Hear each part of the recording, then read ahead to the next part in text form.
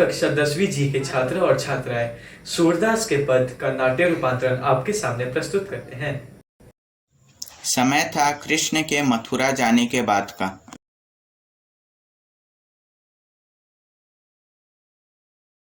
हे उद्धव, अब मैं स्वयं लौटकर गांव नहीं जा सकता। क्या तुम मेरा एक संदेशा गोपियों तक पहुंचा सकते हो, मेरे मित्र?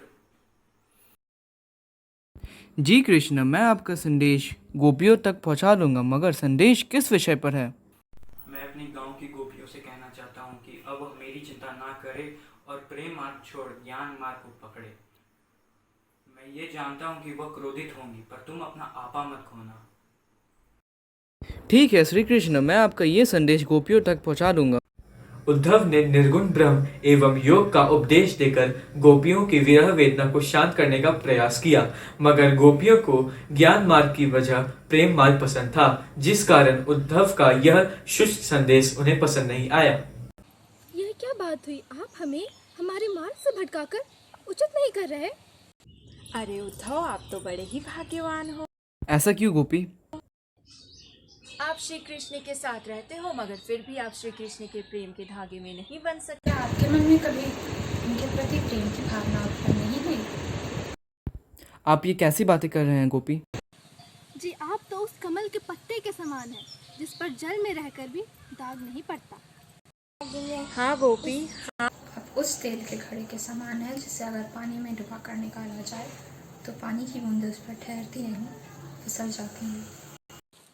आपने तो कृष्ण की प्रेम की नदी में अपने पैर भी नहीं डुबाया और ना ही उनकी ओर अपनी दृष्टि भी डाली। गोपियां अपने मन की बात अपने मन में ही रखती हैं।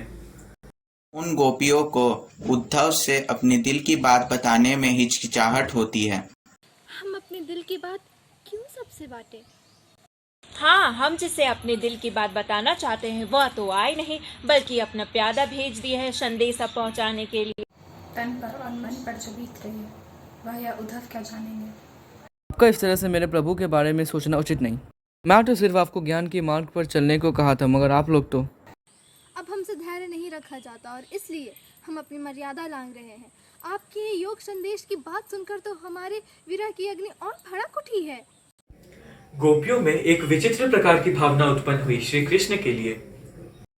एक तरफ वे कृष्ण के प्यार में डूबी हुई है, वहीं दूसरी ओर वे उनके इस व्यवहार से बिल्कुल प्रसन्न नहीं हैं। गोपियां अपने आप को हारिल पक्षी की तरह दर्शाती हैं। जिस प्रकार हारिल पक्षी दिन भर लकड़ी को पकड़ कर रखता है, उसी प्रकार हम अपने मन, कर्म, वचन से नंद के पुत्र को पकड़े हुए हैं। यह योग्य का संदेश उचित नहीं है, यह एक कड़वी ककड़ी के समान है। कृपया आप गोपियाँ हमारे राजा के बारे में ऐसी और बातें ना करें, और ये सब उदाहरण आपके व्यर्थ प्रयास है। कृपया आप योग संदेश का पालन करें। आप यह कैसी बातें कर रहे हैं उद्धव? क्या आपको हमारा कृष्ण के लिए प्यार व्यर्थ लगता है? अच्छा उद्धव जी, एक बात बताएं, आप कृष्ण के दूध बनकर आए, यानी आप जानते होंगे कि कृष्ण ने राजनीति पढ़ ली है क्या? क्यों गोपी, मैं कुछ समझा नहीं। तभी वहां एक भौरा आ पहुंचा। गोपियों ने भ्रमर के बहाने उद्धव पर व्यंग बाण छोड़ने शुरू किए। मधुकर जी, आप हमारे पास आए, हमें उनका संदेश मिल गया। आप गोपियाँ थोड़ी सी विचित्र भाषा का प्रयोग कर रही हैं, जो कि हमें उचित नहीं लग रहा है। आपको यह सब उचित नहीं लग रहा है उद्धव जी, तो फिर हमारे बारे में सोचिए, हमें कैसा लग रहा होगा। कृष्ण तो पहले से ही चतुर चालाक थे, अब तो उन्होंने गुरु ग्रंथ भी पढ़ लिया है। अब अपनी तो उन्होंने बुद्धि बढ़ा ली है और हमें ये संदेश थमा दिया। यह क्या बात हुई? उद्धव, मेरे हिसाब से तो पहले के ही लोग भले मनुष्य थे। दूसरों के खुशियों में ना सही, मगर दूसरों के हित के भलाई में आनाकानी तक नहीं करते थे। और एक ये हैं। अब तो वह यहाँ से चले गए, मगर अभी भी उनके पास हमारा हृदय है। क्या वह फिर से हमें वापस मिलेगा? हमें तो नहीं लगता गोपी। अच्छा उद्धव जी, एक बात बताएं, जी पूछिए। आपके विचार से असली राजा कैसा होता है?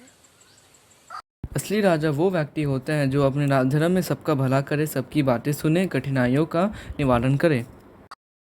जब आप यह सब जानते ही हैं, तो फिर श्री कृष्ण हमारे सुख दुख को क्यों नहीं देख रहे हैं? वह हमारी बातें क्यों नहीं समझ रहे हैं? योग का यह संदेश तो हमें एक बीमारी की तरह लगती है, जिसके विषय में ना तो हमने कभी सुना और ना ही देखा। योग का संदेश आप उन्हीं लोगों को दीजिए उद्धव जी जिनका मन चंचल है। हमारा तो कृष्ण के प्रति एक निष्ठ प्रेम है। ठीक है गोपियाँ, मैं आपका संदेश श्री कृष्ण तक पहुंचा दूंगा। सूरदास ने इन पदों में प्रेम मार्ग को ज्ञान मार्ग से श्रेष्ठ बताया है।